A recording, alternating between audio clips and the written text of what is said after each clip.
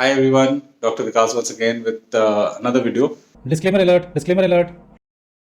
इस वीडियो में हम बात करेंगे एंकिलोजिंग स्पॉन्डिलाइटिस की, जो कि एक बीमारी है और वो जड़ पकड़ती जा रही है। बहुत लोगों को ये बीमारी होती जा रही है। ये एक ऑटो इम्यून डिजीज है, यानी कि हमारा खुद का इम्यून सिस्टम हमारी ही स्पाइन को, हमारे रीढ़ की हड्डी को अटैक करता है और भी जगह अटैक करता है। धीरे धीरे रीढ़ की हड्डी से स्टार्ट होता है हमारा एसआई जॉइंट, जिसे हम सेक्रोइलियक जॉइंट बोलते हैं, जो कि रीढ़ की हड्डी के बिल्कुल नीचे का जो एंड का पोर्शन होता है, जो कि हिप से जुड़ता है, वो जॉइंट होता है, वहाँ अटैक करता है। कुछ लोगों के घुटनों में, कंधों में, कोहनियों में वगैरह अटैक शुरू कर देता है और वो काफ़ी पेनफुल होता है और धीरे धीरे आपके जॉइंट स्टिफ होते जाते हैं।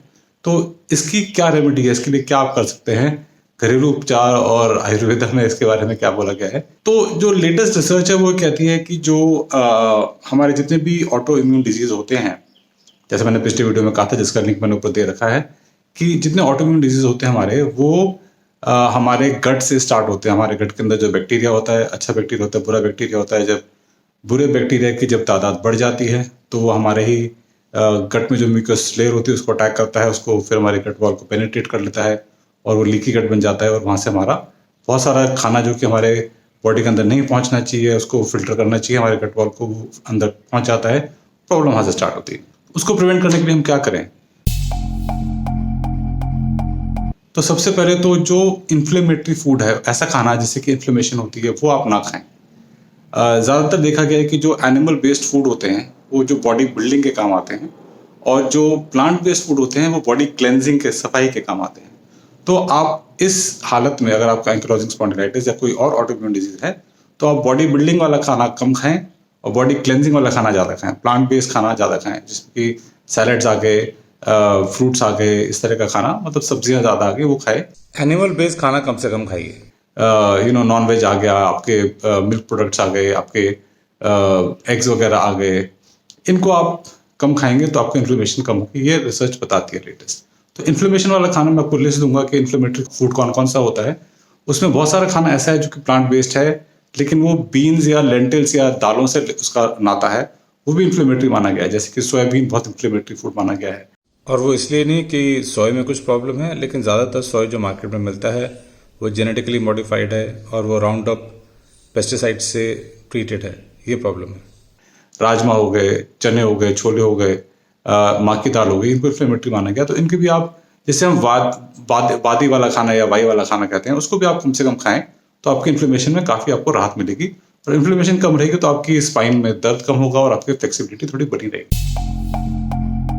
और आपको क्या करना है कि जो कुछ खाना है जो कि आपकी बॉडी में इन्फ्लेमेशन से लड़ाई करने में आपकी मदद करता है, जैसे कि आपको पता है हल्दी एक ऐसा खाना है जो कि एंटी इन्फ्लेमेटरी है। हल्दी की आप थोड़ी सी अपनी खपत बढ़ा दीजिए। मैं आपको एक नुस्खा बताऊंगा। आप रात को इक्वल अमाउंट ऑफ हल्दी और मेथी के दाने, मेथरे जिसे हम कहते हैं, या फेनुग्रीक सीड, और प्याज के जो बीज होते हैं, जैसे हम निचला सीड्स या कलौंजी बोलते हैं, तो इन तीनों को आप इक्वल मात्रा में पीस के रखिए और 1 चम्मच आप 1 कप पानी में डाल दीजिए, रात को भिगो दीजिए, सुबह ये पानी पी लीजिए। आपको थोड़ा चाहिए तो थोड़ा सा हिला लीजिए ताकि उसका थोड़ा सा पाउडरी भी आपके पेट में चला जाए। ये बहुत ही अच्छा एंटी इन्फ्लेमेटरी, आपको जो इन्फ्लेमेशन आपकी बॉडी में से फाइट करने में बहुत मदद करेगा। कुछ ही दिन में, 3-4-5 दिनों में आपको राहत मिलेगी। आप इसको ट्राई करके देखें।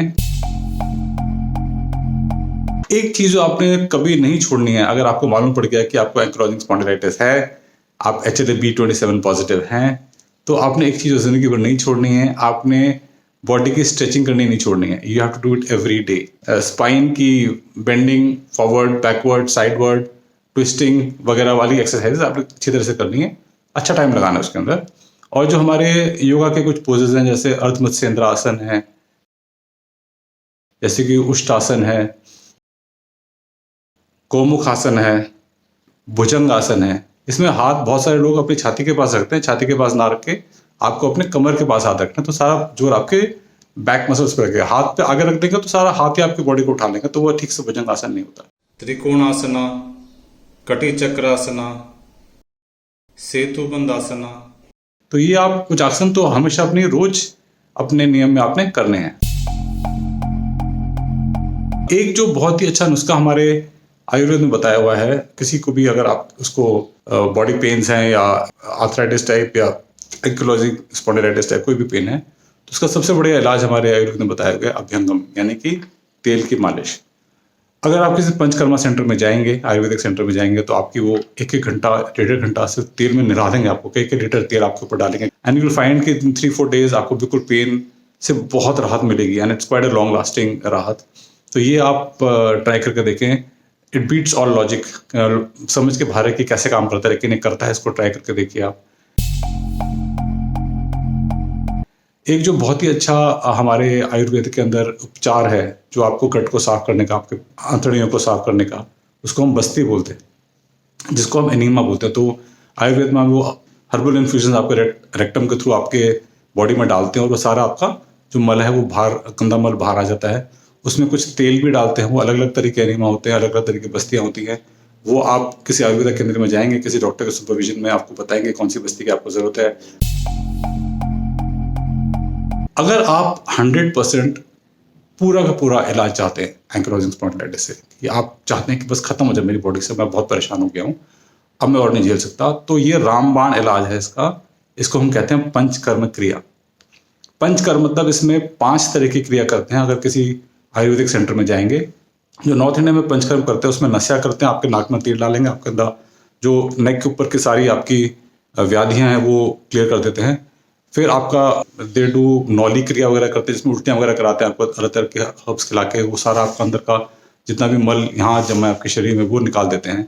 फिर बस्ती कराते हैं, जो आपके पेट में आपके जो मल है और पेट के नीचे वाला भाग है, बस्तियाँ अलग अलग तरह की बस्ती कराते हैं, उसका आपका साफ करा देते हैं।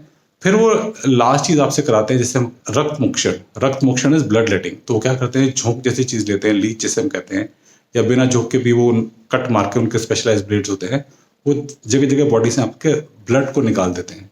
तो ब्लड निकालने से क्या होता है कि बहुत सारी अशुद्धि आपकी बॉडी की निकल जाती है। ब्लड लेटिंग एक बहुत ही पुरानी टेक्निक है आपकी बॉडी में से व्याधियां निकालने के लिए। अगर आप इन सबको ट्राई नहीं करना चाहते तो आप एक चीज कीजिए, आप एनुअल बेसिस पे, 6 महीने के बेसिस पे आप ब्लड डोनेट कर दिया करें, और एक तरह से आपका रक्त मोक्षण हो जाएगा। तो वैसे भी आप कर सकते हैं, बट रक्त मोक्षण एक बहुत ही टाइम टेस्टेड एक टेक्निक है।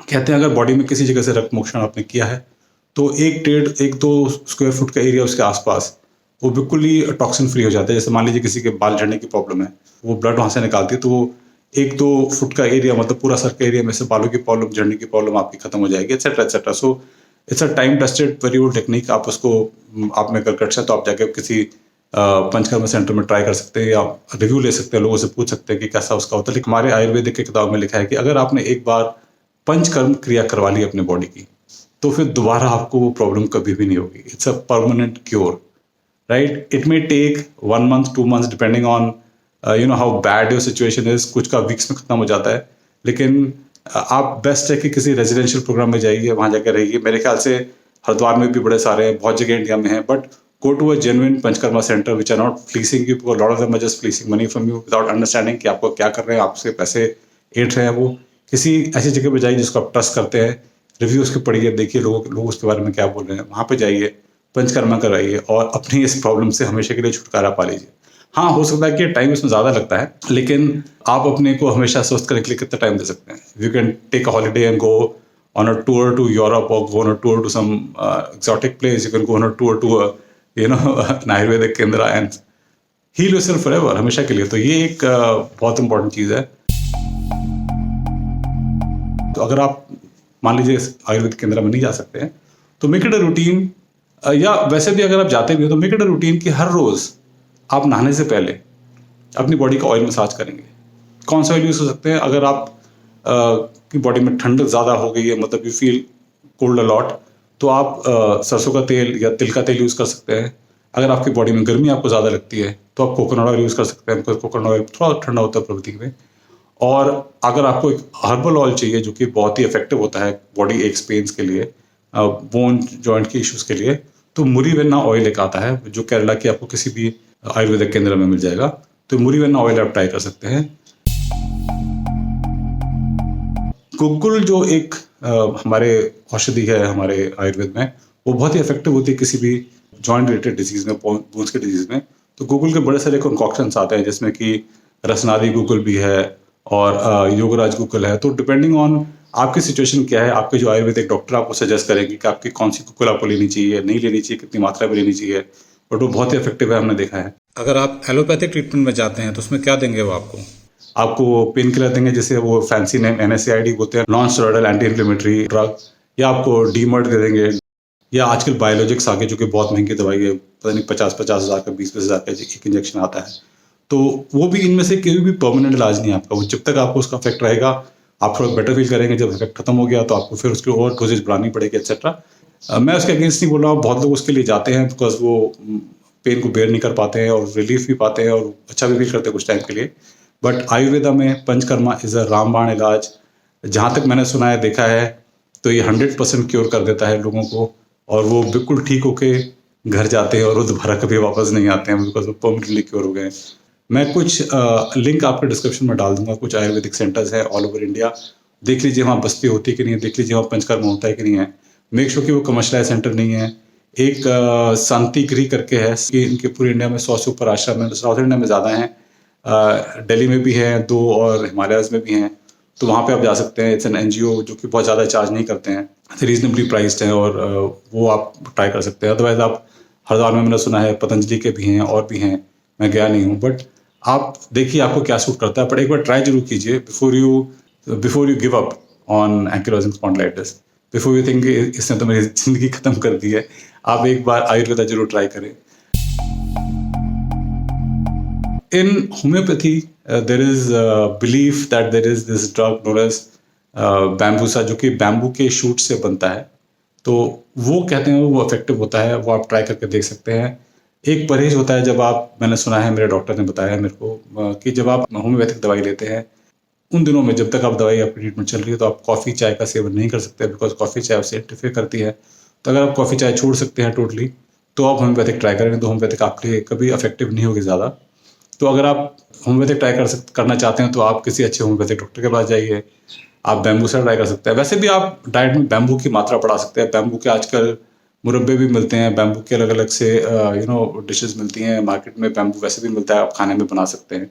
तो बैम्बू मैंने सुना है क्योंकि एंकिलोजिंग स्पॉन्डिलाइटिस को बैम्बू स्पाइन भी बोलते हैं, तो इसलिए फॉर सम रीज़न बैम्बू खाने से ये आपको फ़ायदा पहुंचाता है। तो ये था एंकिलोजिंग स्पॉन्डिलाइटिस के बारे में। अब देखिए आपको इसमें से कुछ फ़ायदा होता है तो मुझे बताइए कमेंट करके, और अगली बार फिर मिलेंगे बहुत ही जल्द किसी दूसरे वीडियो के साथ। इसी के साथ नमस्कार, thank you, you have a good day, bye bye.